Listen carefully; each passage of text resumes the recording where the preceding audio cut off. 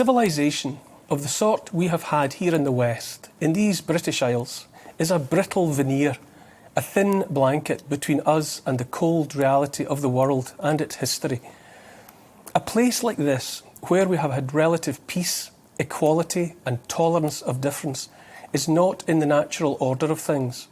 If you want to see the natural order of things, look at most of the rest of the world and consider most of human history. The way of life that has been possible here for a few generations is so unlikely, so unusual and so rare in the story of human history, it can only really be described as an anomaly, almost an oddity. Most of the people who have lived and died during the years of recorded history knew an existence utterly unrecognisable to us. Most people endured what we would describe as unbearable misery. That we have known lifetimes of relative peace and safety, the right to a life unmolested being perhaps the most basic and yet of incalculable value, has been nothing less than miraculous. The ever-present danger, however, is that we lose sight of how inexpressibly lucky we have been.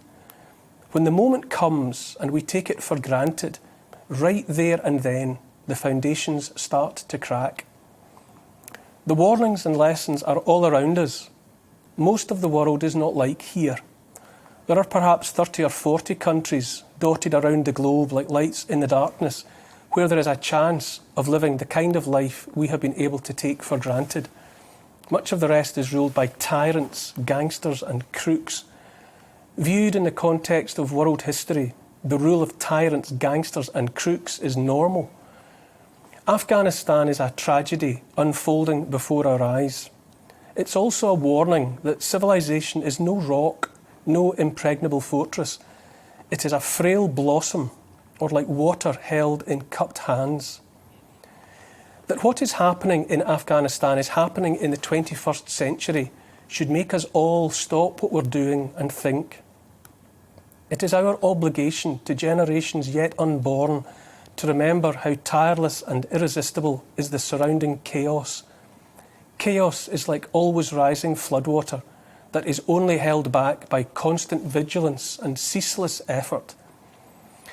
Given what is happening in Afghanistan now, and what has happened there before in the recent past, it's easy to overlook the fact that during the 19th and 20th centuries, there were Afghan leaders who made all manner of attempts to modernise the country and to improve the lot of the people, notably the lives of women and girls.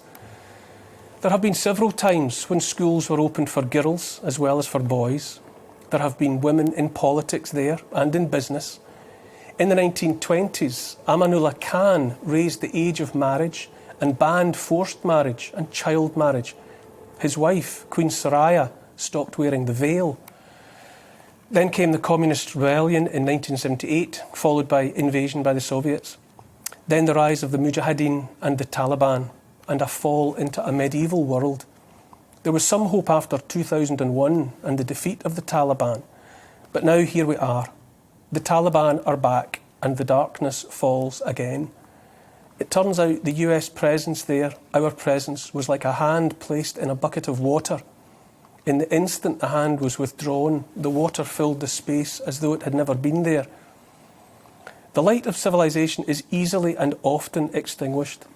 I'm old enough to remember when Lebanon was associated with glamour and the high life, when with its snow-capped peaks it was called the Switzerland of the East, and Beirut was the Paris of the Middle East. Decades of war put an end to that, and now it's a place synonymous with heartbreak. Europe and the West have mattered to world history for perhaps 5 centuries. For the rest of recorded history, 4,500 years, the story of civilisation was the story of the Middle East.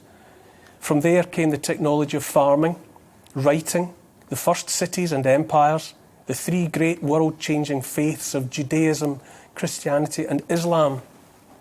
That time is long past. Events unfolding now in Afghanistan should strike us like cold water to the face. There is totalitarianism. There is the rule of tyrants, gangsters and crooks. Notice too that as the US and UK have withdrawn from Afghanistan, our absence has been a vacuum that has attracted other totalitarian regimes, other gangsters and crooks. birds of a feather and all that. There in Afghanistan is a glimpse of how the world can be, how the world has been for millions of people throughout time. Afghanistan in this moment is facing the absence of civilization. We have spent too long here distracted by notions like gender choices and pronouns. Most of the rest of the world cares not a jot for gender choices and pronouns, certainly not right now and likely never. I read all the time about the Great Reset. I think we need one right enough, but the recalibration I have in mind would have us wake up and pay attention to the fragility of what we have and remember that whatever we hold dear is always vulnerable. It's never too soon to remember the chaos and to tend to the defences.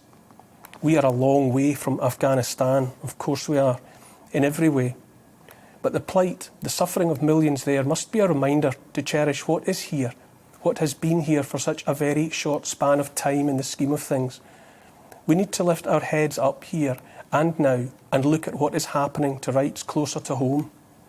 We have been lucky, a blessed people here in these islands, and the time to remember that, to seek to protect all of that, is right now.